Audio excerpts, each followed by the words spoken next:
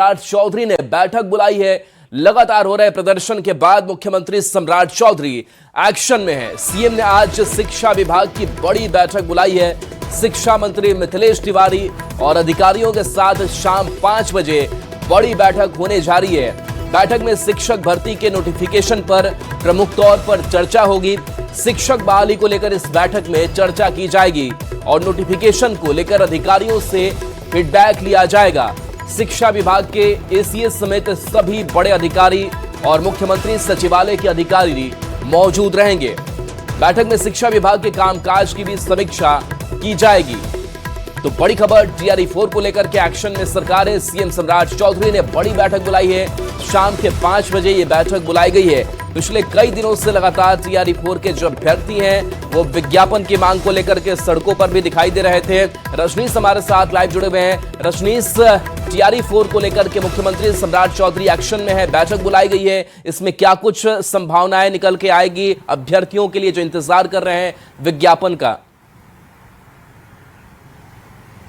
बिल्कुल राहुल, देखिए लाखों अभ्यर्थियों के लिए सुखद खबर है कि सीएम ने संज्ञान ले लिया है। लगातार प्रदर्शन और आंदोलन के बाद जो है मुख्यमंत्री सम्राट चौधरी ने आज बैठक बुला ली है और शाम 5 बजे शिक्षा विभाग के तमाम अधिकारियों के साथ शिक्षा मंत्री मिथिलेश तिवारी जो है बैठक में शामिल होंगे। एसीएस विनोद सिंह गुंजियाल भी जाएंगे। और बता दें आपको, टीआरई 4 सबसे बड़ा मुद्दा जो है उसको सीएम ने संज्ञान में लिया है।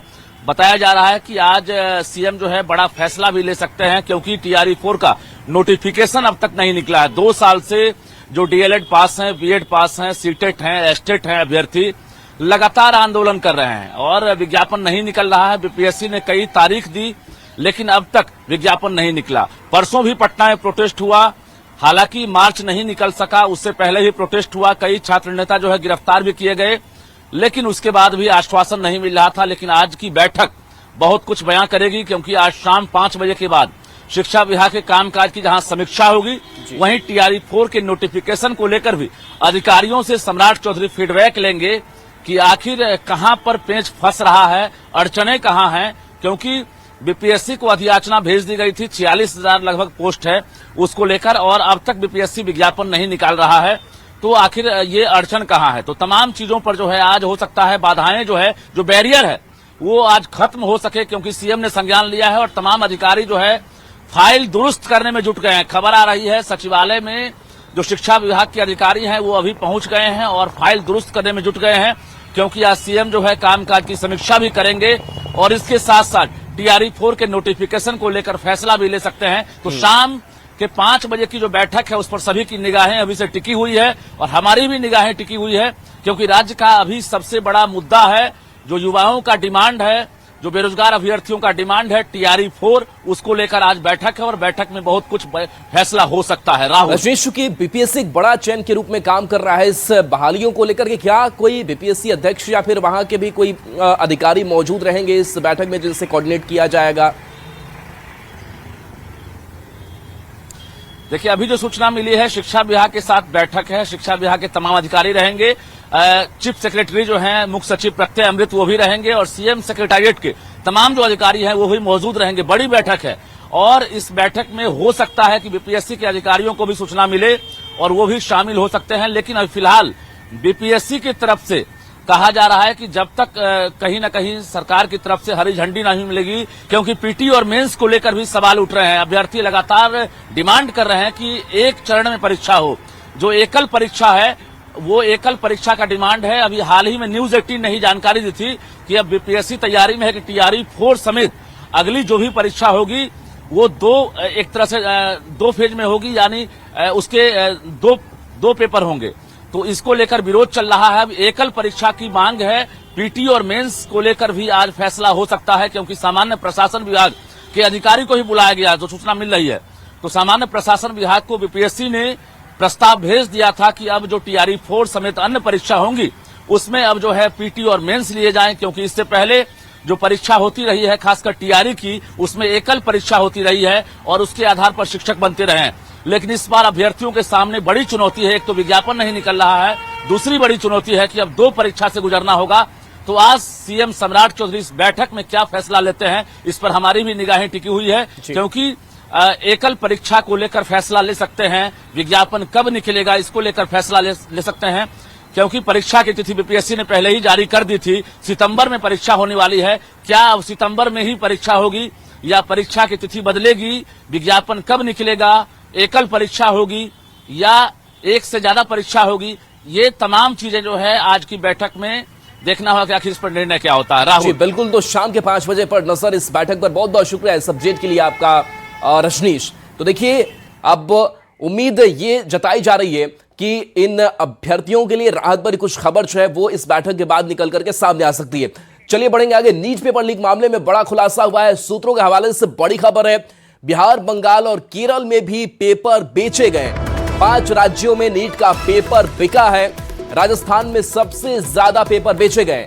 पेपर लीक का एपिसेंटर महाराष्ट्र। तो देखिए कैसे ये पूरा जो चेन है वो जुड़ते चला गया है। ये कड़ियां इन राज्यों से होकर के गुजरी है और खास करके बिहार, बंगाल और केरल की अगर बात करें तो यहां भी पेपर बेचने को लेकर के बड़ा खुलासा सामने आया है। तो देखिए 5 राज्यों में नीट का पेपर बेचा गया है, यानी कि आप समझ सकते हैं कि इस मामले में कई गिरफ्तारियां भी हुई है और इन राज्यों को लेकर के लगातार जो टीम है वो चौकसी भी बरत रही है और एक एक चीज को खंगालने का काम अभी भी जारी है।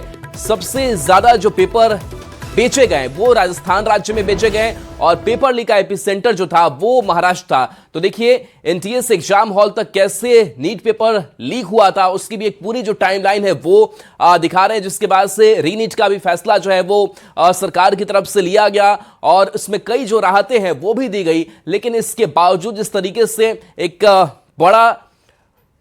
बड़ी परीक्षा होती है, एनटीए के पास बड़ी जिम्मेदारी और उस एनटीए पर सवाल उठे, इस परीक्षा व्यवस्था पर सवाल उठे, लेकिन इन सब के बावजूद कई बड़े खुलासे लगातार इस मामले में हो रहे हैं।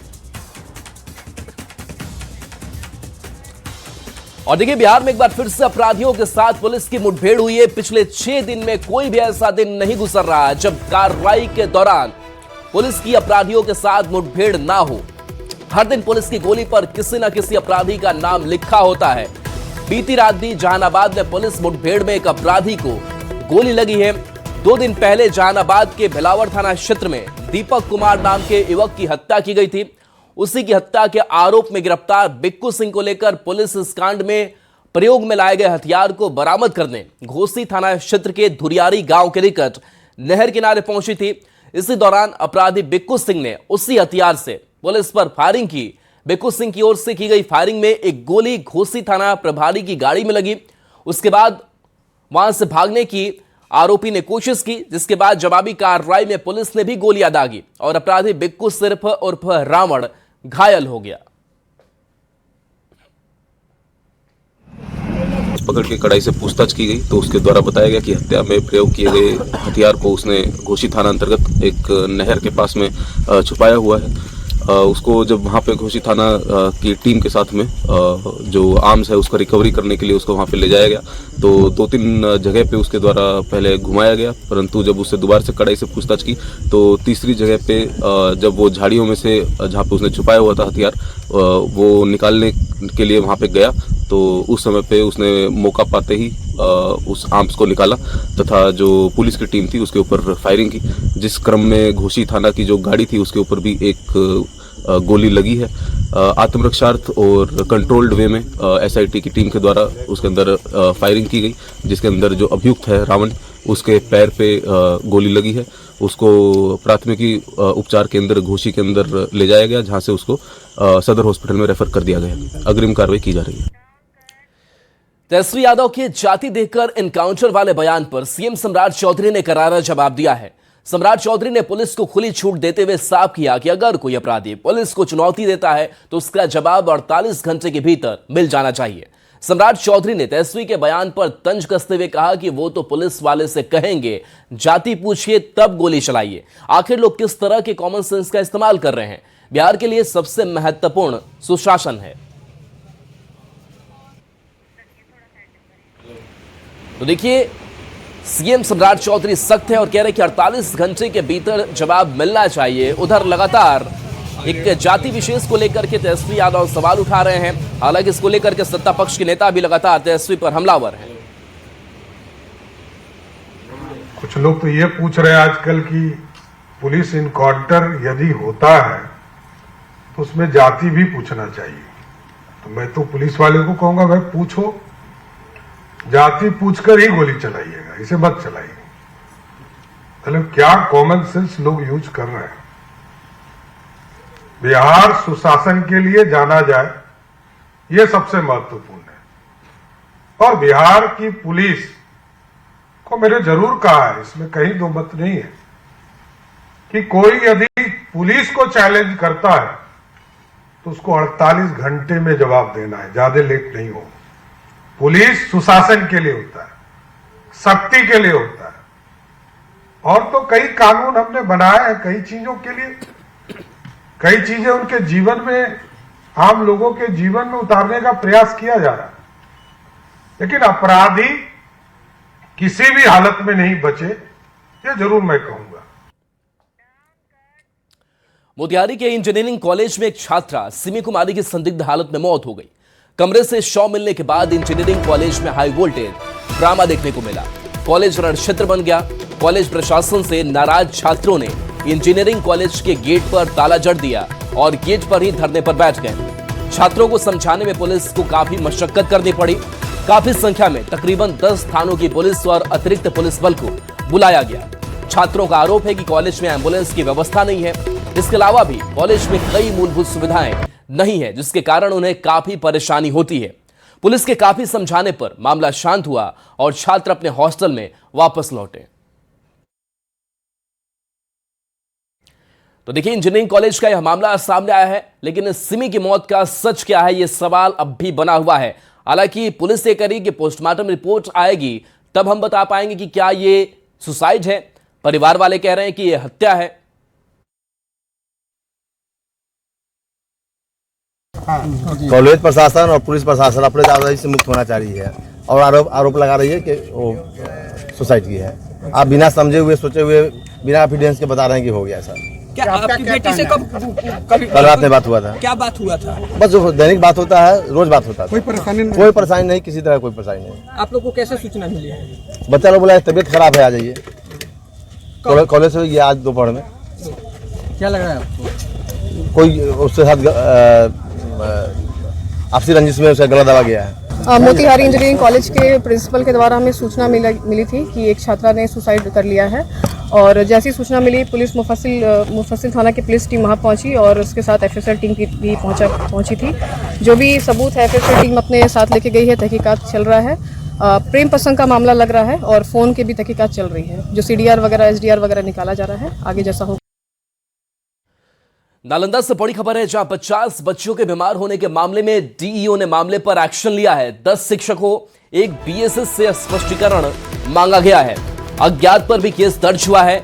नगरनौसा मिडिल स्कूल से जुड़ा हुआ यह मामला है। तो बड़ी खबर, जहां पर 50 बच्चों की तबीयत बिगड़ी थी और इस मामले पर डीईओ ने मामले पर एक्शन लिया है, जिसमें 10 शिक्षक और एक बीएसएस से स्पष्टीकरण मांगा गया है। इसके साथ साथ अज्ञात पर भी केस दर्ज हुआ है।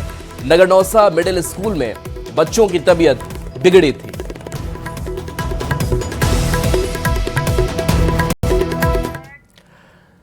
पूर्णिया से बड़ी खबर है, जहां फायर ब्रिगेड की टीम और कस्बा थाना की पुलिस पर हमला हुआ है। हमले में महिला फायर कर्मी घायल हो गई। आक्रोशित लोगों ने फायर ब्रिगेड और पुलिस की गाड़ी के शीशे तोड़ दिए हैं और स्थानीय लोगों की मदद से पुलिस और फायर ब्रिगेड कर्मी को बचाया गया। कस्बा थाना के तारानगर में आग लगी थी। आग लगने से आधा घंटे बाद पुलिस और फायर ब्रिगेड की गाड़ी पहुंची थी। देरी होने पर स्थानीय लोगों का गुस्सा फूट पड़ा। उपद्रव मचाने वालों की तलाश पुलिस कर रही है।